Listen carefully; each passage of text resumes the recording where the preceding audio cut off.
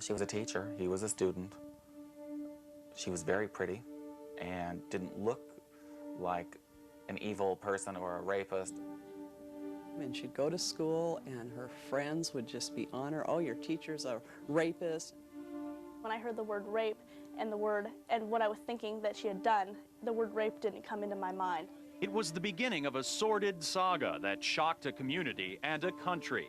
Mary Kay Letourneau's sexual relationship with her 6th grade student produced 2 baby girls, made international headlines, and created a media circus. Does she like the attention?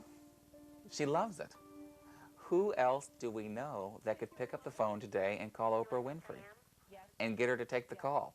Gregg Olsen's book, If Loving You Is Wrong, is a portrait of a woman who gave up everything for what she calls love, but what the court calls rape.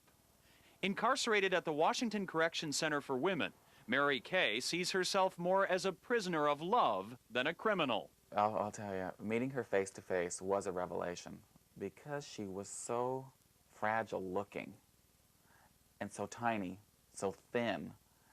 You couldn't help but feel sorry for her. How did a beautiful mother of 4 go from a trusted teacher to sexual offender? Olsen believes part of the answer may be in her past, a past that appeared to be perfect. Her father was a politician, her mother was a TV personality. Grew up in Southern California, was the ultimate Southern California girl.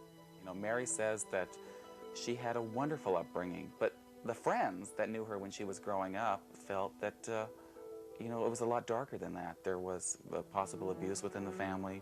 There was the drowning of her little brother when she was 10 years old. And while Gregg Olsen was researching his book, he discovered a tragic irony. Mary Kay's father had an affair with a woman who was once his student before working on his campaign. You know, he was a congressman from Southern California. He had a campaign worker that he was very close to, and it turned out he had an affair with this woman that lasted 8 or 9 years, and the result of the affair were 2 children, a boy and a girl. While in college, Mary Kay met and then married Steve Letourneau. Although she was pregnant at the time, their life seemed full of promise. They would have 4 children, and eventually, Mary Kay started teaching at Burion's Shorewood Elementary School. But her life was about to change forever when she met a young boy named Billy. She knew him from 2nd grade. Not that she stalked him or groomed him or went after him for those 4 years or 3 years, but she never forgot him. You'll never forget him, let's put it that way. He makes an impression on you that will last forever. He was a very good friend. Katie Hogden was in Mary Kay's 6th grade class with Billy. She really sheltered him because she knew that he needed to be sheltered, and that's what he needed at the time. He really did need to feel that. And there was a couple other kids in our class that felt that way too. And I always just thought that they had a great friendship. Mary Kay also formed a friendship with Katie. Mary called her at night all the time, and inside it kind of bothered me at the time because I thought, she's got 4 little kids of her own at home. How can she be spending hours on the phone every night with my daughter? And to find out she was doing this with other kids too. Around that time, Mary Kay had a miscarriage and her husband was having an affair. With her life in shambles, Mary Kay looked for someone to fill the void. He was open to a relationship with her, or to at least a sexual encounter with her. She looked at him, you know, in different eyes too. She was thinking that this kid is special. He's special because he's an artist, because he's creative, because maybe it's because he needed her. And that need turned into a criminal act. She says, you know, I resisted it. I didn't want to cross that line. You know, he kept pushing for it. And finally, I gave in to what I knew on one level was wrong, that it was inappropriate on one level, but as a woman, it was right.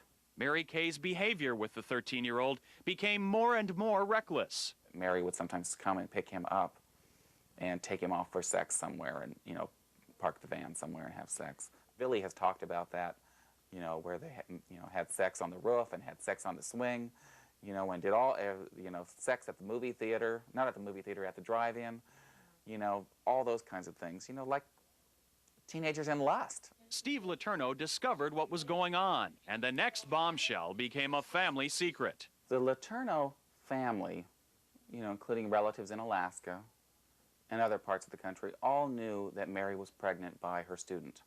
But a family member broke the silence and reported Mary Kay. She was arrested and charged with child rape. A few months later, she gave birth to Vili's baby. At her sentencing, Mary Kay pleaded for leniency. Help. Help us. Help us all. The judge ordered her into treatment, forbid her to have contact with the boy, and made her serve only 6 months of a 7-year sentence. But she had no intention of abiding by the judge's orders. Mary Kay explained why to Olsen in these words. People don't understand that when I got out of jail, I knew I was going back to prison because I knew I was going to live my life until I was caught, because I was going back to prison. It was just a matter of time. Within months of her release, Mary Kay was caught with Vili, back in jail, and making headlines with her second pregnancy. Mary Letourneau says she always wants to be herself, at the cost of losing everything. Mary Kay Letourneau spends her days behind bars, locked away from all 6 of her children. She and Vili, who is now 16, still proclaim their love. A love that has made Mary Kay Letourneau a criminal with no remorse and no regret.